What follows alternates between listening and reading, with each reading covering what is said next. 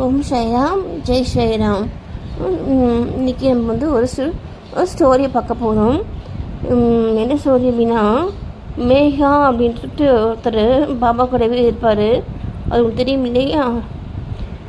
அது பாபாவை தான் சிவன் அப்படின்ட்டு வந்து ஒரு மனதளவில் ஒரு காட்சிப்படுத்தி அவர் வந்துட்டு பாபா கூடவே வந்து இருப்பார்.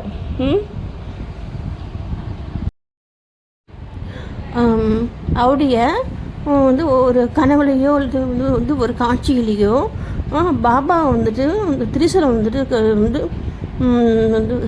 காமிப்பார். அவருக்கு திரிசூலம் வந்துட்டு வந்த உடனே அவர் வந்துட்டு பாபாவை பார்க்கணுன்ட்டு வந்து பார்ப்பார். பாபாவை பார்க்குறதுக்கு அவர் வந்தப்போ பார்த்தீங்கன்னா, இன்னொருத்தர் மூலமாக பாபாவுக்கு ஒரு லிங்கம் வந்து சேர்ந்துருக்கும். லிங்கம் பாருங்க, இந்த பாபாவுக்கு பார்த்தீங்கன்னா இந்த லிங்கம், இந்த திரிசூலம் என்ன, இந்த திரிசூலம், இந்த லிங்கம் வந்துட்டு பாபாவுடைய ஃப்ரெண்டு ஒருத்தர் மூலமாக பாபாவுடைய ஃப்ரெண்ட் ஒருத்தருக்கு அந்த ஒரு காட்சி தெரியும். இது லிங்கம் பாபாவுடைய ஒரு பக்தருக்கு அந்த லிங்கம் வந்து காட்சியில் வரும். அதே லிங்கத்தை பாபாவுக்கு கொண்டு வந்து ஒருத்தர் வந்து கொடுப்பாரு. அதே மாதிரி திரிசூலம் வந்துட்டு மேகாவுடைய கனவுல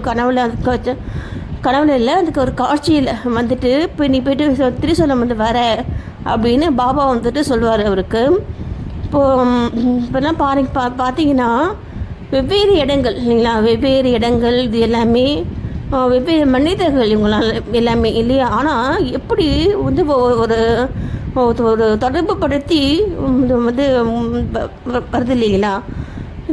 இந்த மாதிரி வந்துட்டு பாபா வந்துட்டு என்ன மேகா, அந்த திரிசூலம் வந்து வரைய வந்தியா அப்படின்ட்டு கேட்குறாரு அவர்கிட்ட.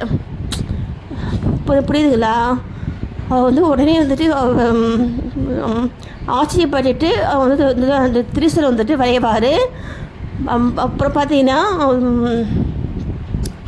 அந்த லிங்கத்தை வந்துட்டு ஒரு சின்ன வந்து ஒரு கோயில் மாதிரி அங்கே பண்ணி பக்கத்தில் அந்த மேகா வரைஞ்ச திரிசூலம் பண்ணி எப்பயுமே அதுக்கு வந்துட்டு ஒரு பூஜை ஒரு ஆராதனை வந்துட்டு வர மாதிரி வந்து இன்றைக்கும் பாபா அந்த சமாதியில் பார்த்திங்க அப்படின்னா அந்த திரிசூலமும் இருக்கும், லிங்கமும் இருக்கும். சரிங்களா? அதெல்லாம் பார்த்தீங்கன்னா ஒரு அற்புதங்கள் இல்லையா.